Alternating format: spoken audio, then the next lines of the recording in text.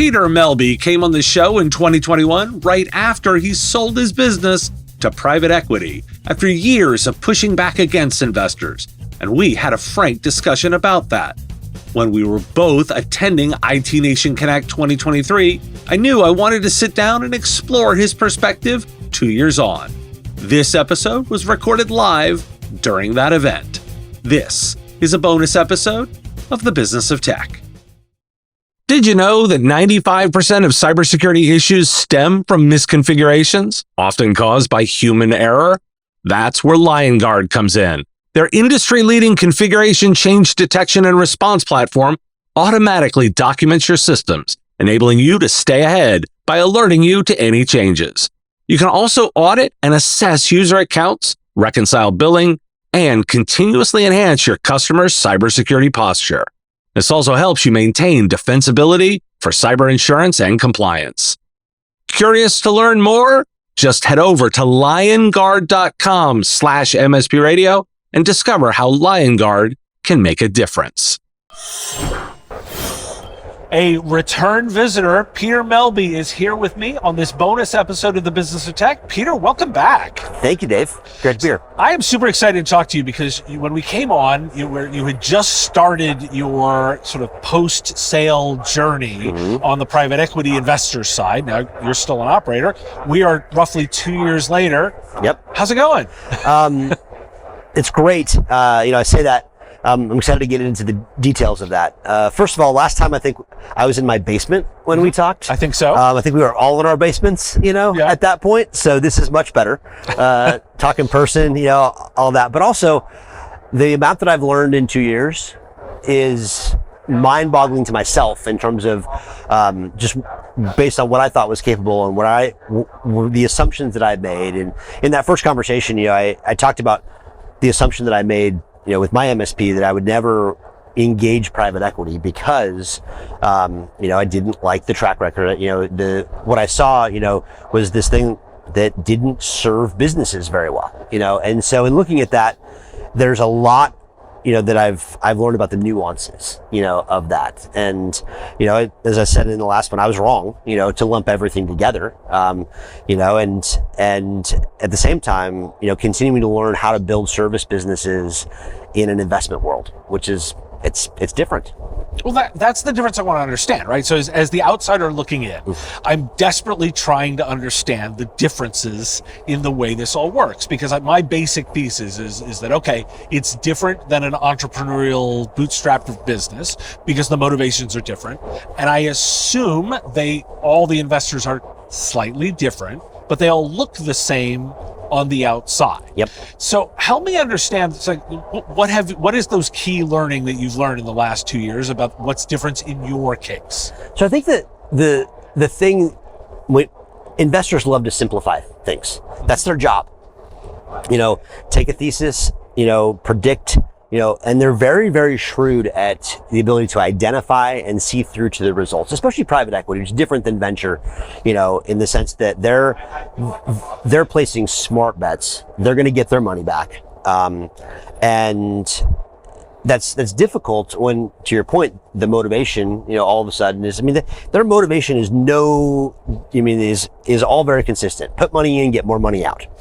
But what I've learned through the process, and then subsequently since then, is the underlying motivations and understanding that. And so, we've talked a little bit about things like, if we just look at the reality of the situation, we're probably not ever going to escape. There are things we will never escape. Yes, they put money in, they want money out. But guess what? That's all I've done for myself, at the same time, is like invest in myself, build a business, to get, more and more, scale, and get more out of that.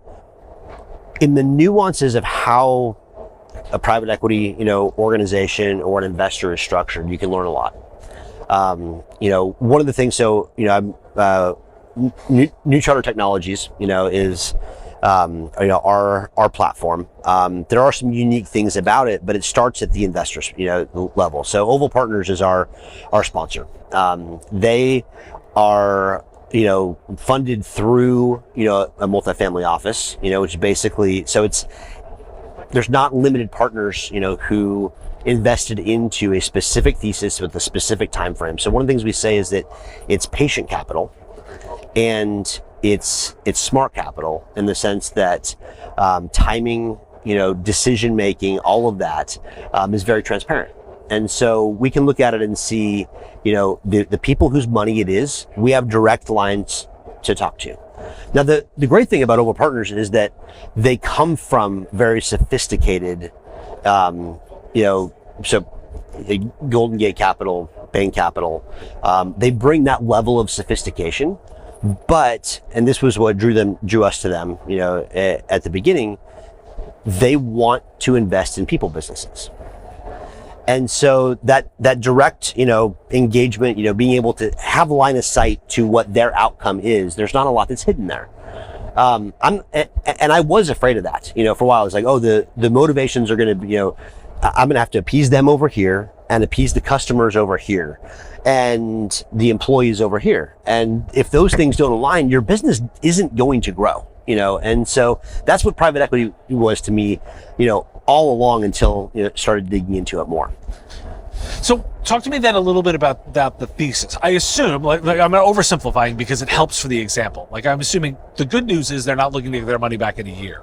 Right. I'm also assuming they're not looking to get their money back in 50. For sure. Right? Yeah. So talk to me about managing that portion of it, because it does create some tension potentially with customers and investment. Yeah. Talk to me about the thesis that you guys are working under, which I assume changes, but also how's it working? And honestly, it's evolving because of how fast it's going.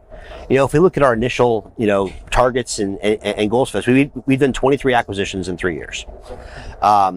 We have multiple LOIs, right now. We're moving fast, at a time where I think it's very important to move fast, but also move well. It's not just a numbers game. So the investment thesis it's shared, because every one of those deals that we've done, there's been an exit event, but there's also been a reinvestment. And so typically private equity will try to keep as much of the pie for them, as they can, with very, very limited abilities to reinvest. They know they're so confident they will make the money, and that is their piece of it.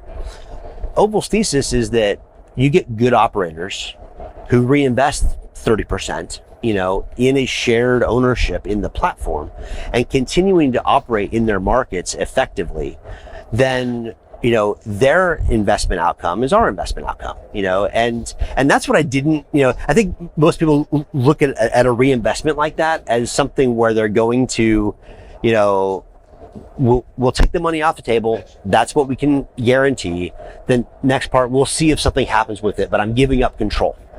And I think I said this, I forget if I said this in the last one, conversation, but what I've learned most is that control is overrated. Alignment is not.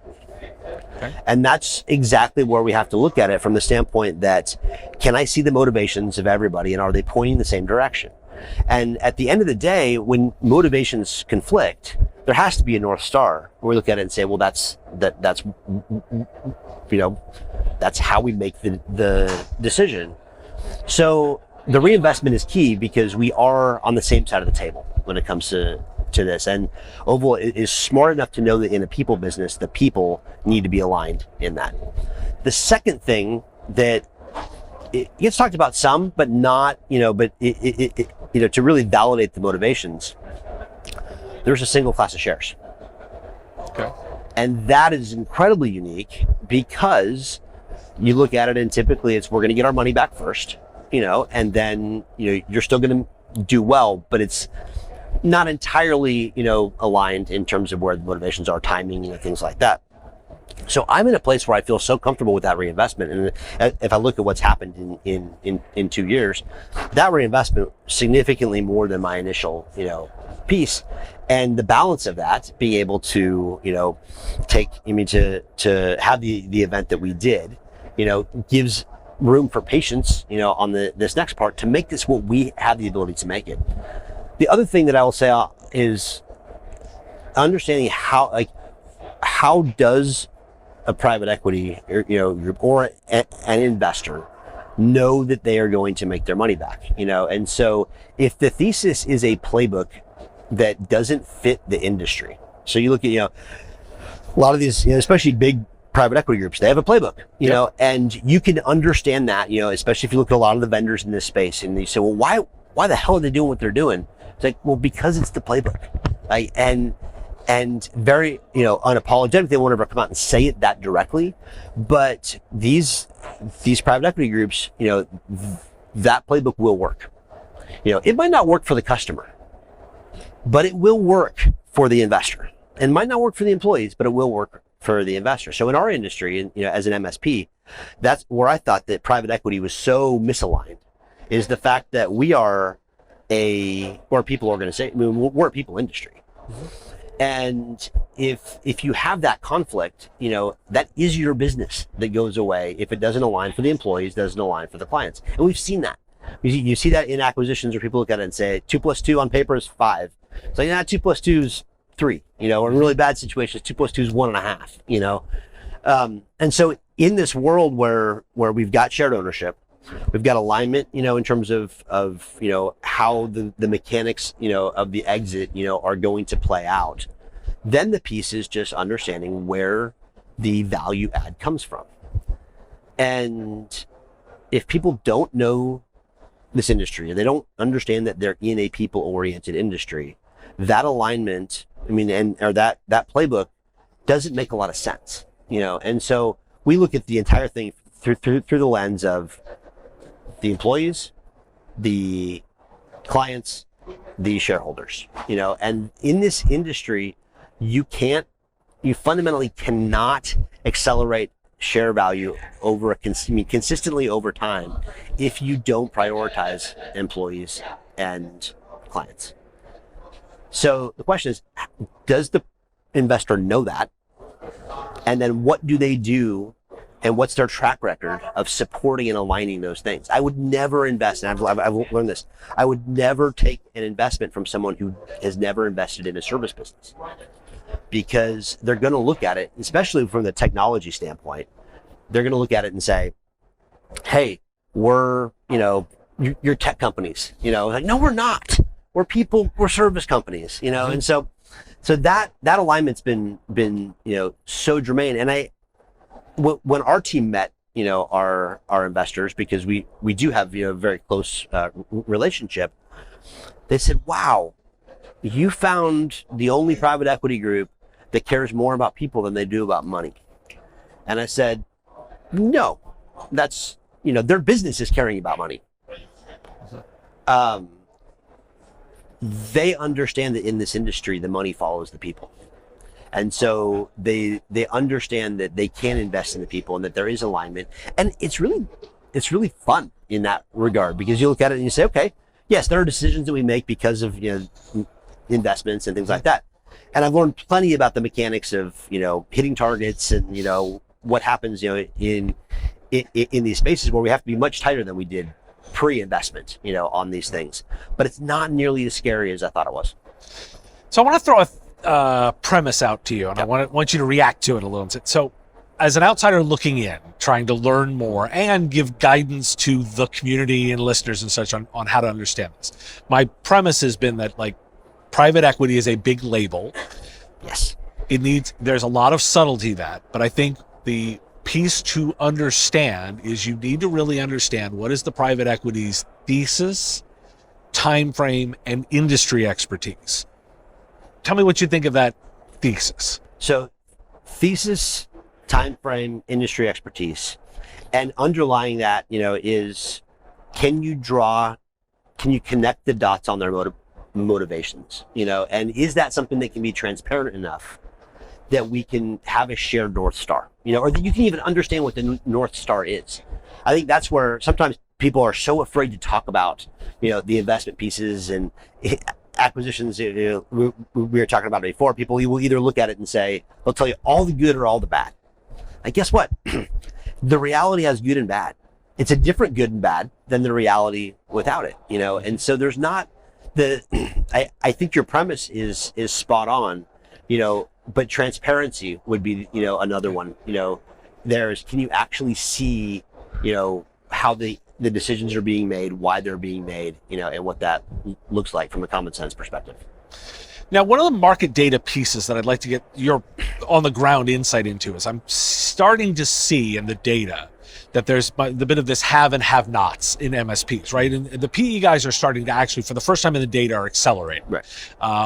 Legacy data said that it was performing about the same. That appears that they're good operators. They're getting smart at this. They're actually now, in the latest service leadership data, outperforming. That's also starting to cause there to be more of significance providers, yes, and a large band of ones that are still developing. And in the middle, an increasingly less group of population. It's true. You're seeing it, and is that impacting your ability to continue to grow? Because part of your growth strategy is acquisition. And are you seeing it? Tell me what's going on in the field. Yeah, so one of the things that we've done, definitely seeing that, the market is hot. So solid organizations are in a position, they're in a great spot, to do something. And there's a lot of competition out there, we don't mind the competition because every, thesis is a bit different. Every situation's a bit different. But what we are seeing is that, the really great companies there's not an endless supply. And especially scale, we're looking for companies 5 million in revenue, $1 million in EBITDA, and higher, who with a leader who wants to continue their entrepreneurial journey, and so that's a unique set. But what we're also recognizing is that in this game of building a forever company, that we have an opportunity to help build up the companies that aren't quite there yet.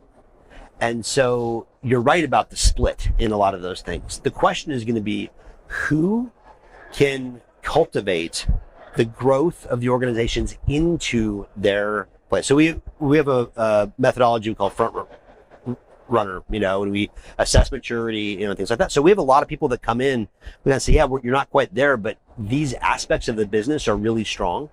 And let's actually invest, in or help you connect some dots. Hey, do this, and then you're in the window.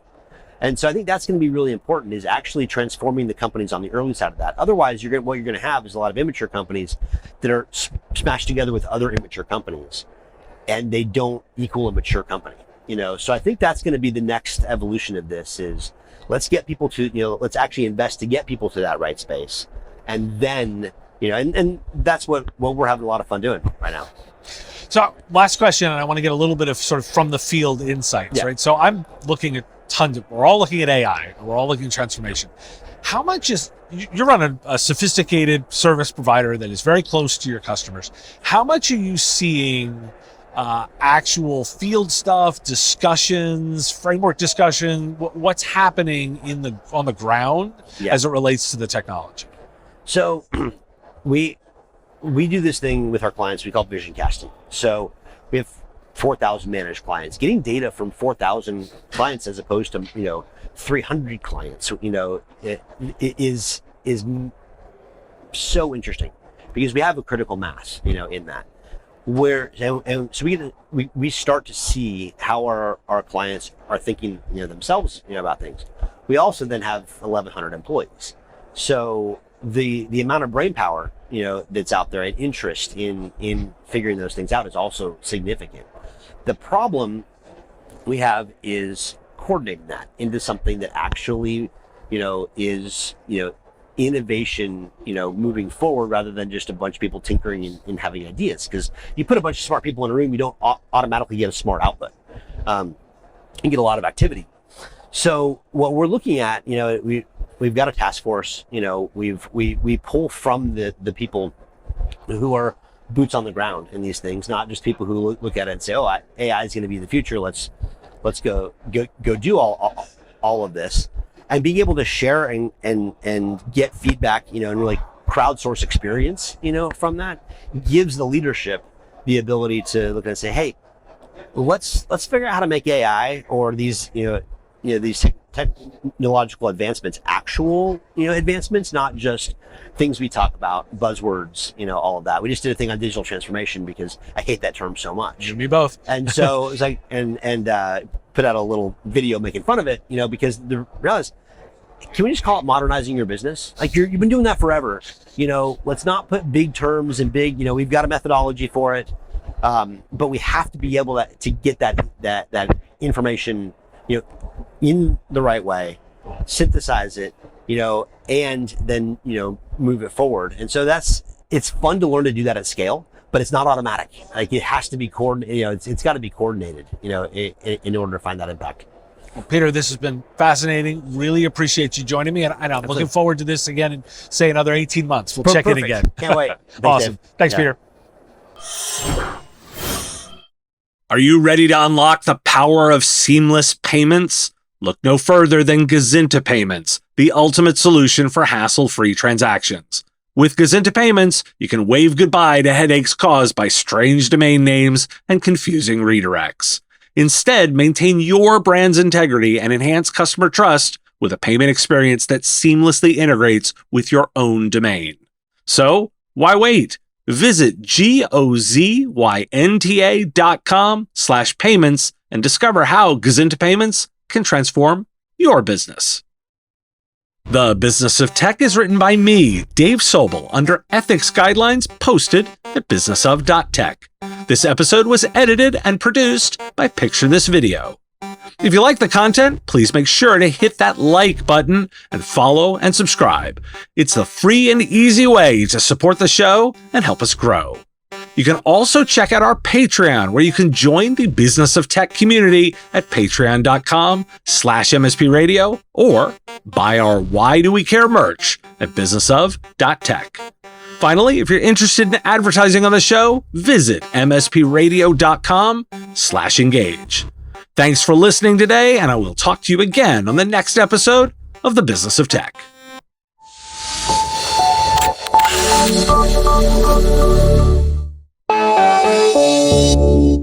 Part of the MSP Radio Network.